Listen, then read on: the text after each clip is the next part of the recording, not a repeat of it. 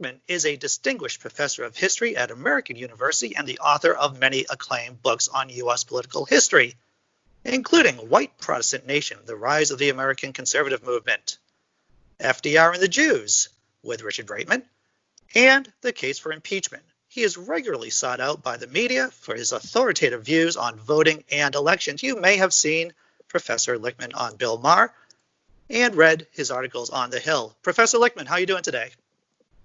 Staying healthy and staying happy so far. Professor Lichtman, if there was an alien from another planet who came down here today and asked you, how bad is the gun problem in the United States of America, what would you tell them? I would say it's astoundingly bad. Over 15,000 or about 15,000 gun murders in America each year. Over 23,000 gun suicides, something the NRA doesn't even want you to talk about.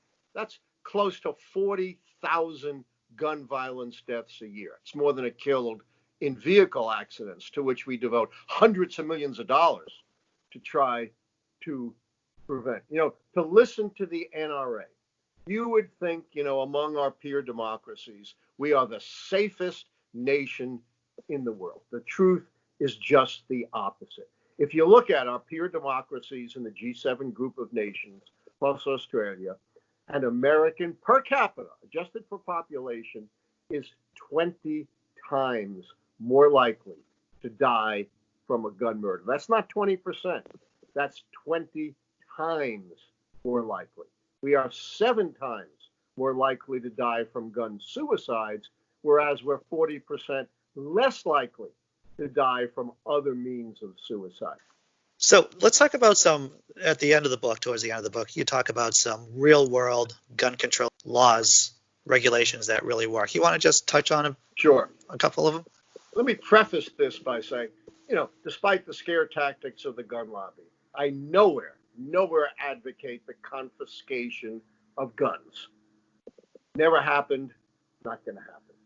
And none of the reforms I propose are going to stop people from having guns for hunting, for sport, or if you really need them, for self-defense. So what am I talking about? A lot of the things, that Americans overwhelmingly support. Closing the loophole on background checks by having universal background checks. And I point out in my book the ways in which dangerous criminals have been able to get guns evading our very weak background check laws. A ban on high-caliber magazines and semi-automatic weapons. No one needs, for hunting, self-defense, or sport, a semi-automatic weapon capable of firing 50 to 60 rounds a minute. Such weapons are weapons of war. Their only use is to kill as many people as possible, as quickly as possible. Gun safety storage laws, which have been found to, prevent gun accidents, which impact children specifically. Permit laws, like they have in many of our states. Laws designed to stop what is the new and great danger of gun violence, and that is the use of 3D printers to print untraceable, unregistered, undetectable kinds of guns. Red flag laws to keep guns out of the hands of people who are obviously a danger to themselves and to others. These are common sense measures supported by the overwhelming majority of Americans. They have been adopted by essentially every other peer democracy in the world and have made those places so much safer than the United States. In terms of really good states, besides Massachusetts and Connecticut, what are some other states that get it right? New York is another state that gets it pretty much right. They have a very strict permit law. I know people who carry handguns in New York. I'm from New York. And they all tell me, they went through the permit process, perfectly legitimate process. Wanted to make sure, they didn't have a criminal record or other signs of danger. And moreover, they had to go through gun safety training. Why in the world would we, have that for every state in the country? It utterly baffles me.